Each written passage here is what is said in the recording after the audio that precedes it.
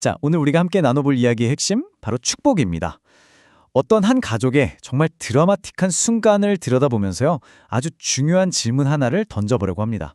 바로 이 질문이 오늘 이야기의 핵심인데요. 과연 정해진 절차, 어떤 방법을 잘 따르는 게 중요한 걸까요? 아니면 그 축복을 주시는 분과의 관계가 더 중요한 걸까요? 이 오래된 이야기를 통해서 한번 그 실마리를 찾아보시죠. 이야기의 배경은 이렇습니다. 나이가 아주 많아서 눈이 거의 보이지 않게 된 족장, 이삭의 집이에요.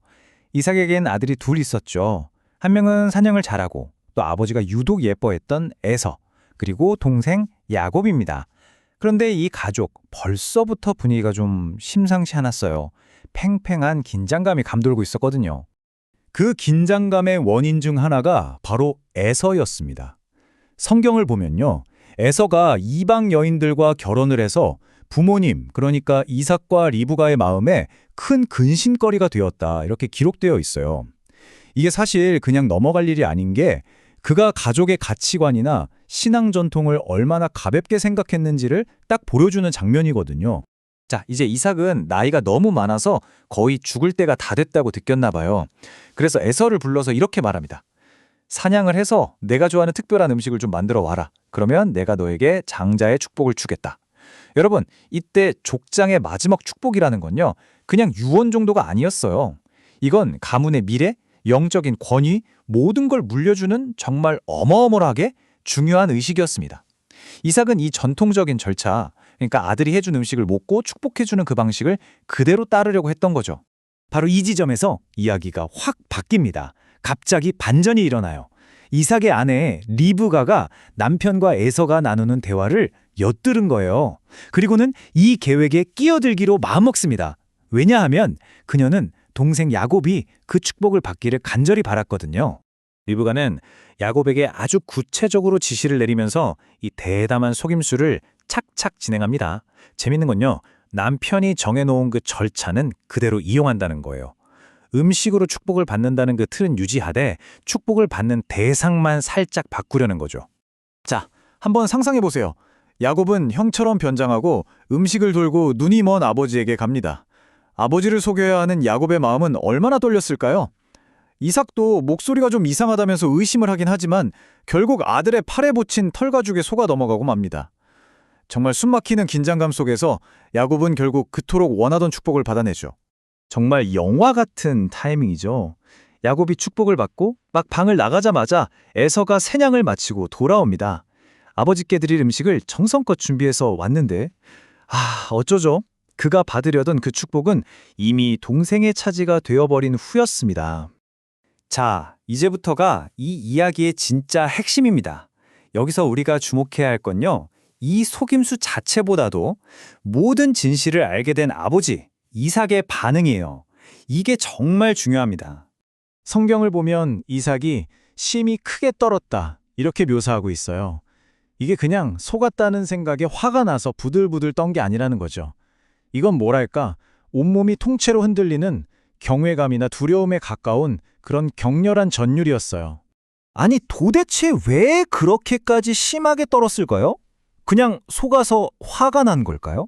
아니면 뭔가 더 깊은 걸 깨달았던 걸까요? 오늘 우리가 참고하는 자료에서는요, 이 떨림이 단순한 분노가 아니었다고 봐요. 이삭이 이 모든 사건 뒤에 있는 보이지 않는 하나님의 손길을 직감했다는 겁니다. 내 계획, 내 뜻을 넘어서는 어떤 거대한 뜻이 지금 이루어졌구나.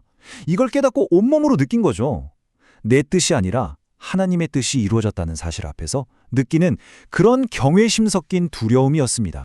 이삭의 이 깨달음이 바로 우리를 이 이야기의 핵심 주제로 이끌어줍니다. 바로 관계냐, 의식이냐 하는 문제죠. 이 축복을 대하는 두 형제의 마음이 얼마나 달랐는지를 한번 살펴보겠습니다. 두 형제의 차이는 정말 극명했어요. 한번 보세요. 에서에서는 이 축복을 그냥 장남이니까 당연히 받는 어떤 절차 정도로 생각했던 것 같아요. 그러니 장자라는 명분 자체를 팥죽 한 그릇에 휙 팔아 넘길 정도로 그 가치를 몰랐던 거죠. 반면에 야곱은 어땠나요? 방법은 잘못됐지만 그는 그 축복 안에 담긴 하나님과의 관계를 정말 목숨처럼 소중하게 여겼습니다. 결국 핵심은 이겁니다. 에서의 행동 하나하나가 그가 하나님과의 관계를 얼마나 가치 없게 여겼는지를 그냥 다 보여주고 있다는 거예요. 이건 단순히 한두 번의 실수가 아니었습니다. 이방 여자와 결혼한 거나 장자권을 팔아버린 거나 이런 삶의 선택들이 전부 다 그가 하나님과의 관계를 얼마나 하찮게 생각했는지 드러내는 어떤 본질적인 태도의 문제였다는 거죠. 하지만 여기서 한 가지는 분명히 짚고 넘어가야 합니다. 그렇다고 해서 하나님이 야곱의 속임수를 오케이, 잘했다 하고 인정해 주신 건 절대 아니라는 거예요.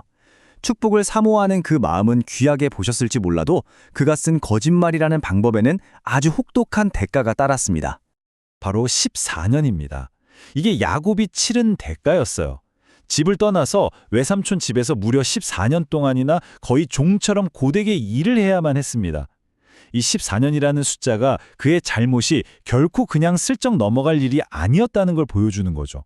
자, 그럼 이제 이 오래된 이야기가 오늘을 사는 우리에게 던지는 질문은 뭘까요? 이삭, 에서, 야곱, 이 세 사람의 모습 속에서 어쩌면 우리 자신의 모습을 발견할 수도 있을 겁니다. 한번 생각해 볼까요? 어쩌면 우리도 이삭처럼 하나님의 뜻이 뭔지 묻기보다는 그냥 늘 해오던 방식, 익숙한 관습, 내 경험에만 의지해서 이게 맞아 하고 밀어붙이고 있진 않나요? 아니면 에서처럼 입으로는 복을 달라고 하면서 실제 삶에서는 하나님과의 관계를 너무나 소홀히 하고 있진 않은지 우리 자신을 돌아보게 만들죠. 결국 이 이야기가 우리에게 남기는 메시지는 아주 명확한 것 같습니다. 복을 받는 어떤 방법이나 절차에 집착하는 것보다 더 중요한 건 복을 주시는 분과의 관계를 제대로 쌓아가는 것이라는 거죠. 그분이 정말로 기뻐하시는 게 뭘까? 그걸 구하는 마음. 이것이야말로 그 어떤 의식이나 절차보다 훨씬 더 중요한 진짜 축복으로 가는 길이 아닐까요?